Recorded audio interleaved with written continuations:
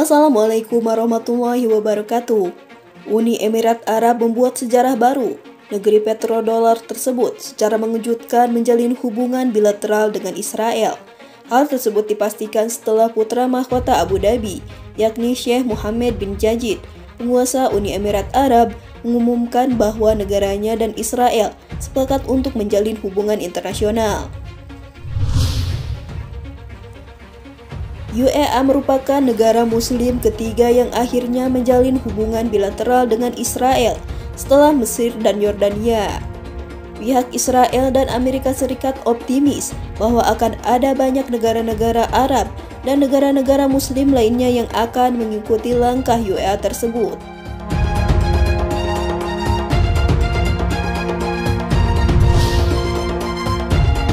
Sementara itu, pihak Palestina yang selama ini dijajah Zionis Israel tak menerima akan keputusan UEA tersebut.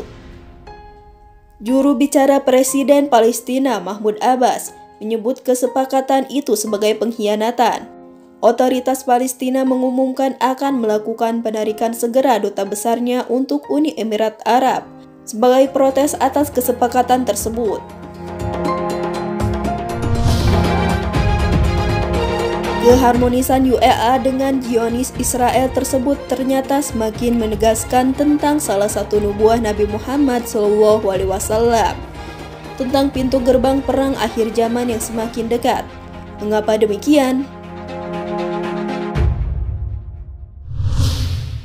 Dalam sebuah hadis riwayat Imam Muslim disebutkan adanya 4 konfrontasi yang kelak akan dipimpin oleh Imam Mahdi. Dan 4 perang yang akan dijalani kaum muslimin tersebut akan diawali dengan pembebasan Jazirah Arab dari dominasi para Mulkan Jabarian atau raja-raja yang memaksakan kehendak seraya mengabaikan kehendak Allah dan Rasul-Nya.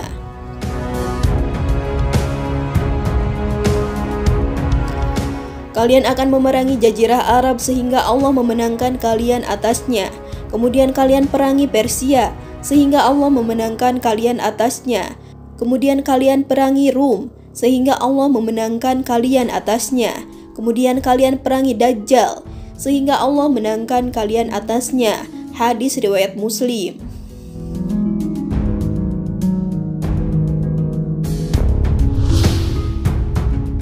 Sebagaimana kita tahu bahwa umat muslim dewasa ini sedang menjalani fase keempat dari 5 babak perjalanan sejarah di akhir zaman. 3 babak sebelumnya telah dilalui. Fase pertama yakni an-nubuwah atau fase kenabian yang diakhiri di zaman Nabi Muhammad SAW. Lalu fase khilafatun ala minhaj an-nubuwah, kehalifahan yang mengikuti sistem atau metode kenabian yang diawali kehalifahan para sahabat setelah wafatnya Nabi SAW. Kemudian fase mulkan al-don, raja-raja yang menggigit, ditandai dengan 13 abad masa kepemimpinan kerajaan daulat Bani Umayyah, kemudian kerajaan daulat Bani Abbasiyah, dan terakhir Kesultanan Utsmani Turki. Maka selanjutnya umat Islam memasuki babak mulkan Jabarian atau penguasa-penguasa yang memaksakan kehendak seraya mengabaikan kehendak Allah dan Rasul-Nya. Babak keempat diawali semenjak runtuhnya Kesultanan Utsmani Turki yang sekaligus merupakan kehalifahan terakhir umat Islam pada tahun 1924.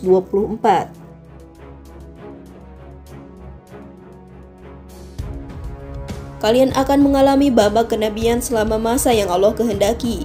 Kemudian babak kekhilafahan mengikuti manhaj kenabian selama masa yang Allah kehendaki. Kemudian babak raja-raja yang menggigit selama masa yang Allah kehendaki.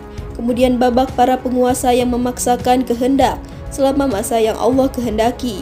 Kemudian kalian akan mengalami babak kehalifahan mengikuti manhaj kenabian. Kemudian Nabi diam. Hadis riwayat Ahmad.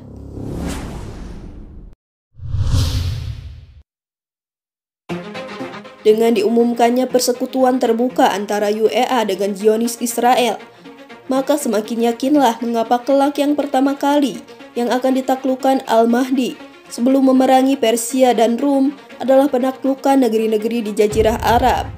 Sistem pemerintahan negara-negara Jazirah Arab yang mulai bergeser, yang semula mengusung sistem pemerintahan Islami, lambat laun mulai mengadopsi paham Barat. Sebagai contoh, Arab Saudi telah lama secara berkala terutama sejak Muhammad bin Salman resmi menduduki kursi putra mahkota, lambat laun menggeser sistem pemerintahan Islami dengan peraturan-peraturan liberal. Jadi tidak heran mengapa yang pertama kali diperangi oleh Imam Mahdi dan pasukan Muslim adalah Jazirah Arab. Wallahu a'lam bishawab.